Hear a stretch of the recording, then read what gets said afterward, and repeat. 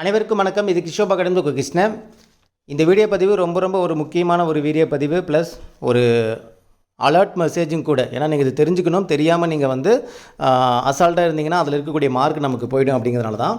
So Thirukkural பார்த்தீங்கன்னா வரக்கூடிய group 4 இருக்கட்டும், குரூப் 2 இருக்கட்டும், அந்த எக்ஸாமில் மிகப்பெரிய ஒரு ரோல் ப்ளே பண்ணும்.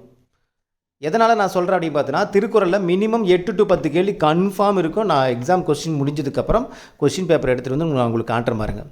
8 to 10ங்கிறது நான் மினிமம் சொல்கிறேன். எதை வச்சு நான் சொல்கிறேன் அப்படின்னு பார்த்தா, அதே மாதிரி திருக்குறள் அப்படிங்கிறது நமக்கு தமிழில் கடைசி யூனிட் இருக்குது பார்த்தீங்களா, அந்த கடைசி யூனிட்டில் இருக்கக்கூடிய 20 அதிகாரங்கள் மட்டும் போதாது. 20 அதிகாரங்கள் படிச்சிங்கன்னா கடைசி யூனிட்டில் இருந்து கேட்கக்கூடிய கேள்விகளுக்கு நீங்கள் பதில் சொல்லலாம். 15 கேள்வி இருக்குது பார்த்தீங்களா, அதுலேருந்து திருக்குறள்லேருந்து கேள்வி கேட்டால் நீங்கள் பதில் போட்டுடலாம். பட் அதுக்கும் மேலே இருக்கக்கூடிய first unit, second unit, third யூனிட்டில் இருந்தெல்லாம் இந்த பொருள் அறிக, ஓகேங்களா, பொருள் உணர்ந்து விடை தருக, அந்த மாதிரி இருக்கக்கூடிய அந்த ஹெட்டிங்க்கு அது பொருந்தா சொல்லாக கூட எடுத்துக்கலாமே. பொருந்தா சொல்ல கூட பொருள் தந்து கேள்வி கேட்குறாங்க.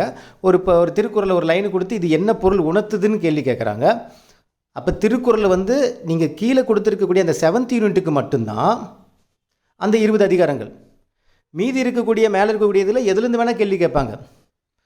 எந்த திருக்குறள் எந்த அதிகாரத்துலேருந்து வேணால் கேள்வி கேட்பாங்க. அப்போ அது இல்லாமல் உங்களுக்கு பார்த்தோன்னா யூனிட் 8லேயுமே கிட்டத்தட்ட நல்லா பாருங்கள், யூனிட் 8ல் கிட்டத்தட்ட 20 கேள்வி இருக்குது. யூனிட் 8ல் மட்டும். அப்போ அதுக்குள்ளே மெயினாக என்ன இருக்குது? திருக்குறள் தான் இருக்குது. அப்போ மினிமம் 3 to 4 கொஷின்ஸ் திருக்குறள்லேருந்து கேட்குறாங்க. நீங்கள் லாஸ்ட் குரூப் 4 கொஷினோ குரூப் 2 கொஷினோ எடுத்து நீங்கள் பார்த்தீங்கன்னா தெரியும். லாஸ்ட் இயர்க்கே நம்ம அவ்வளோ கேட்டிருக்காங்க பழைய சிலபஸ்லேயே ஜிகேக்கு. இப்போ 20 கொஷின்ஸ் இதுலேருந்து கேட்க போகிறாங்க. அப்போ திருக்குறளுக்கு கண்டிப்பாக இம்பார்ட்டன்ஸ் இருக்கும். இதுலேயுமே பார்த்தீங்கன்னா ஜிகேசியில் 3 to 4 கொஷின்ஸ் இருக்கும். நமக்கு யூனிட் 7ல் இருந்தும் இருக்கும், அதுக்கு முன்னாடி இருக்கக்கூடியதில் இருக்கும். அப்போ நம்ம என்ன பண்ண முடியும்? இந்த 20 அதிகாரங்கள் மட்டும் போதாது. யூனிட் 7க்கு 20 அதிகாரங்கள் போதும்.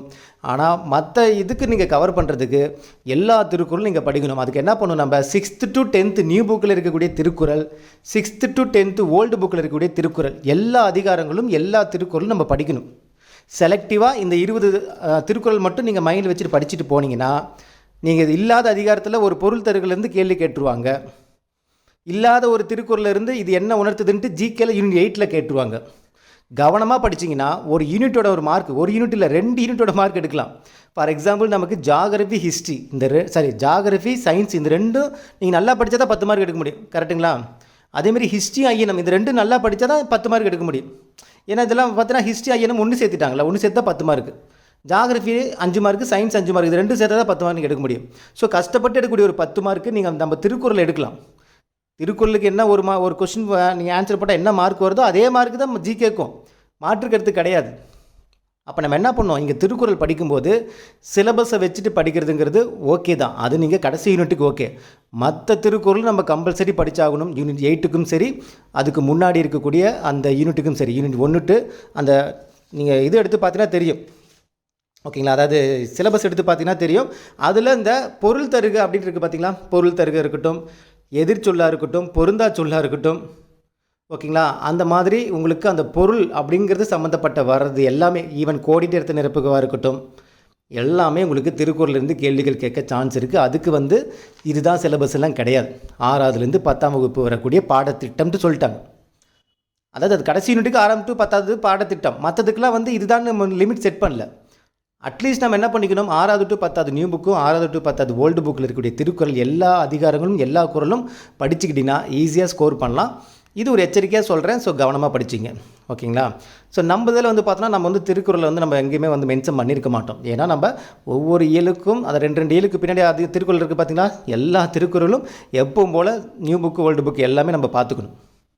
கிளியராக? இது ஒரு தனியாக உங்களுக்கு ஒரு இன்ஃபர்மேஷனாக சொல்கிறதுக்கு ரீசன் என்னென்னா, எல்லா டைமும் நம்ம திருக்குறள் அசால்ட்டாக நம்ம விட்டுட்டு போயிடுறோம். இந்த தடவை அப்படி இருக்கக்கூடாது. A to Z திருக்குறள், எல்லா இடத்துலையும் இருக்கிற திருக்குறள் எல்லாமே நம்ம என்ன பண்ணணும்? கான்செப்டாக புரிஞ்சுக்கணும். ப்ளஸ் ஜிகே சைட்லேயும் ஒரு சில பாடங்களில், ஜிகே பாடங்களில் திருக்குறளை மேற்கோள் காட்டியிருப்பாங்க. அதையுமே நம்ம என்ன பண்ணணும்? கோத்ரூ பண்ணிக்கணும். ஒரு சில உரைநடைக்குள்ளேயும் திருக்குறளை கொடுத்து கோத்ரூ பண்ணியிருப்பாங்க.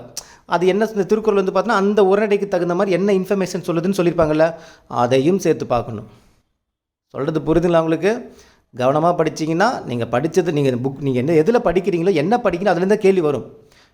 நீங்கள் கையில் புக் வச்சுருக்கீங்களா, 6வது to 10வது நியூ புக் வச்சுருக்கீங்களா, ஓல்டு புக் வச்சுருக்கீங்களா, அதில் தான் கேள்விகள் இருக்கும். ஆனால் என்னென்ன கேட்பாங்கங்கிறது நாம் தான் சிலபஸுக்கு தகுந்த மாதிரி அனலைஸ் பண்ணி நம்ம தேடி கண்டுபிடிச்சி படிச்சுக்கணும். அதில் கொஞ்சம் உஷாராக இருக்கணும். டைரெக்டாக இருக்குது டைரெக்டாக படிச்சிடலாம். இன்டைரக்டாக இருக்கிறது நாம் கொஞ்சம் உஷாராக இருந்தால் தான் எல்லாத்தையும் விட ஒரு 5 மார்க் 10 மார்க் சேர்த்து கூடுதல் எடுக்க முடியும். ஓகேங்களா? கொஞ்சம் கவனமாக இருந்துங்க. சரிங்களா? ஓகே, இந்த வீடியோ உங்களுக்கு பிடிச்சுன்னு நினைக்கிறேன். இன்னும் அடுத்த ஒரு தகவல் சந்திக்கலாம். இது கிஷோப் அகாடமி உங்கள் கிருஷ்ணன். தேங்க்யூ.